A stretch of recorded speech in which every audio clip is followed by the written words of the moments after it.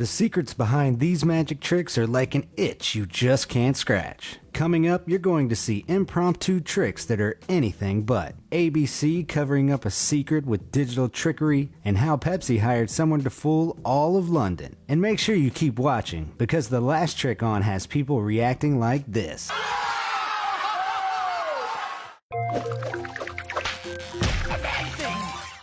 Number 10. Will Size Coin Matrix. The coin matrix is a trick every close-up magician knows. Cards cover coins, which teleport one by one. All it takes is dexterity and misdirection. Will's size trick is similar, but more impressive, and when presented on America's Got Talent, he went viral. Mel B's jaw dropped, Heidi looked like she'd been kicked in the face, and we actually saw Simon Cowell crack a smile. It started as expected, but turned into something completely unbelievable. Will stopped concealing the magic, and the coins teleported out in the open, culminating in a transformation into red rose petals. The trick was accomplished not with feats of dexterity, but engineering. That table is the real star here. The area under each card contains a mechanism to either reveal or hide the coins. His foot operated a disguised foot pedal which activated the switches. There were 4 separate mechanisms for the rose petals in the middle of the table. The engineering is brilliant, and the trick itself does indeed look very clean. Maybe a little too clean.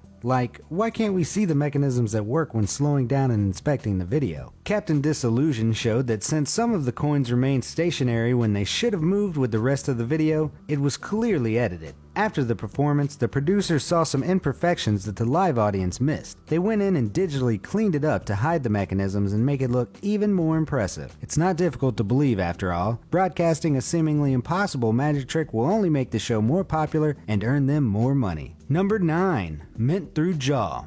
During an episode of Nevermind the Buzzcocks, magician panelist Dynamo is asked for an impromptu magic trick. He smiles and offers some mints to the other panelists. And it's not just a warm gesture, but the first step in a trick. Once they've verified the mints are real, he puts one in his mouth and casually takes off his necklace. The necklace seemingly penetrates his skin, and when he rips the necklace back through his neck, it's threaded through the mint. No, the necklace isn't gimmicked, and yes, that is a real mint. The secret is in what he did to his neck before the show started. He applied rubber cement, a magician's best friend, to his neck. When the necklace pressed against it, his neck folded, sticking to itself. As he grabbed the necklace to pull it off, he threaded it through the mint hidden in his hand. After he ripped the necklace off his neck, he released the mint from his hand and it slid down the chain, making it look like it had been pulled out from his neck. If you're inclined to mess with your friends and scare your family, you can do the same thing at home with some string and a glue stick. Number 8. AGT's Snowman Trick. Matt Franco updated an old favorite on America's Got Talent. He presents a large box in gift wrapping, making sure not to reveal what's inside until the end. As he displays a large book, it's clearly shown that each page has something different on it. Snowmen and costume pieces. Matt flips through the book. Using the judges as participants, they choose a separate head, torso, and bottom costume. Everything is seemingly decided at random. He then reveals the box, which contains a snowman dressed exactly the way in which the judges specified. This is accomplished through the Svengali phenomenon.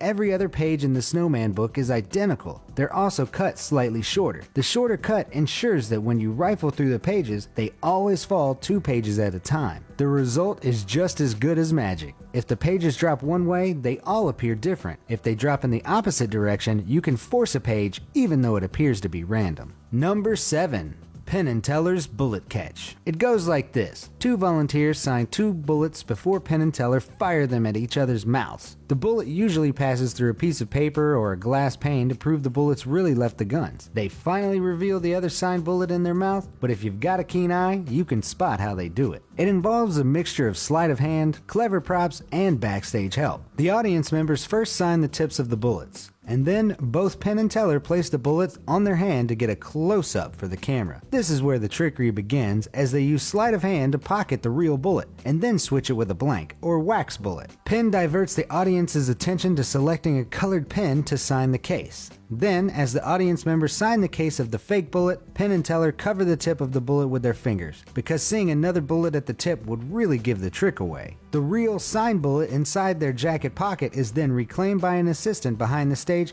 and planted inside the other magician's bulletproof vest, which conveniently backed onto the wall while they fumbled around putting their masks on. This allows Penn and Teller to mount the signed bullet while the vest slides over their head. When fired, either the wax has enough durability to break the glass, or specifically designed transparent squibs are used to put holes through the glass. So all in all, it's a very well coordinated trick. Number 6. David Blaine's coffee coin trick. You've heard of turning milk into cheese, and surely heard of turning water into wine. But what about turning coffee into coins? This isn't some clever metaphor. We're talking about David Blaine's TV special where he approaches a homeless man, takes his coffee, and turns it into a cup of coins. It's kind and visual, but how is it accomplished? The cup has a false bottom, which hides a sponge. David Blaine sticks his finger through a hole at the bottom of the cup, lifting the false bottom and allowing the sponge to absorb the coffee. The coins were there the entire time, but were only revealed when the coffee drained. But YouTube video! Why is a homeless man walking around with a gimmicked coffee cup? Well, it's not too difficult to imagine a member of the filming crew approaching the man earlier on and giving him the cup. He would have just assumed it as a genuinely nice gesture from a random member of the public. They could have also given it in exchange for him signing a release to appear on television.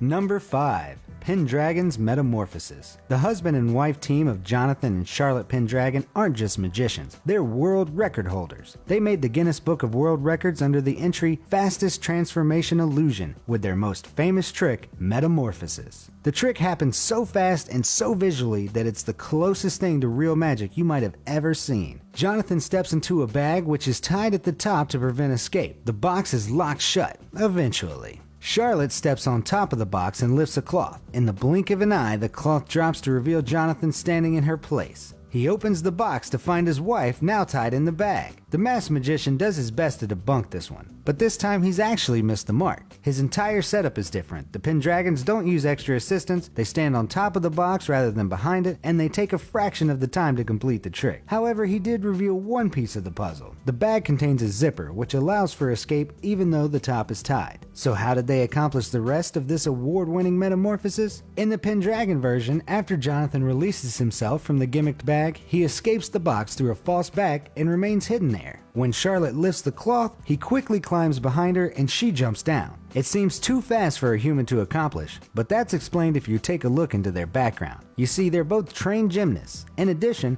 Charlotte's a dancer and former bodybuilder, and Jonathan has experience as a springboard diver and martial arts expert. The Pendragon's bodies are fine, oiled machines. They each possess both the skill and raw physicality to pull off a switch this fast. Number 4. Free bus ride. Pepsi hired British magician Dynamo to perform a public stunt in London to get attention. He levitates up to a bus, holds the top, and remains floating in that impossible position as he rides around London, right in front of a Pepsi ad. First things first, the bus driver and passengers are all in on it. At the end of the video, when he levitates down, the bus is completely empty with no spectators. No, they didn't just get off the bus, because that bus route was bogus. The London Transport website doesn't list a normal schedule for a 5:43 bus. There's a holiday schedule, but the route listed wouldn't drive the bus past Big Ben like we see in the video. Secondly, we never see him move the arm attached to the bus. A German magician went on the record saying he does a very similar trick where the arm is fake. It's actually a metal pole disguised by a latex arm. This pole is secured to the bus and holds the harness he wears under his clothes. His real arm is just tucked by his side. And the levitation part? Well, with the suspicious way it was edited,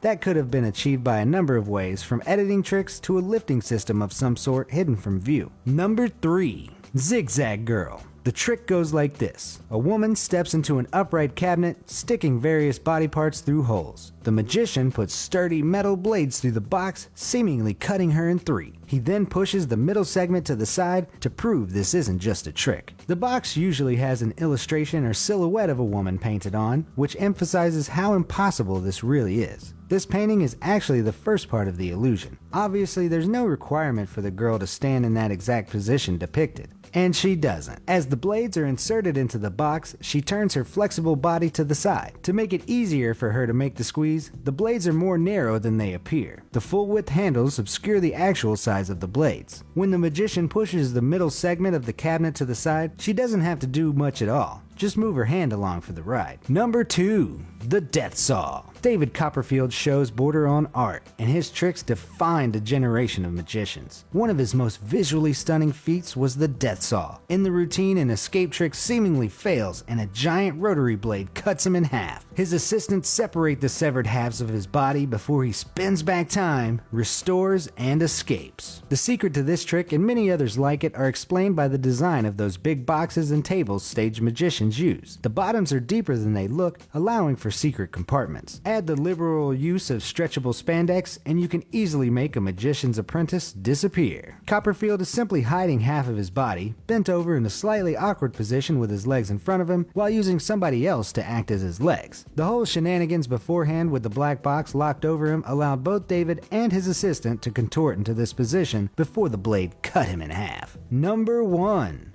Regurgitating frogs. Recently, David Blaine appeared on The Tonight Show and explained a rather strange story. 100 years ago, there's a guy that converted his stomach into an aquarium where he could store live creatures, and then he could bring them up at will.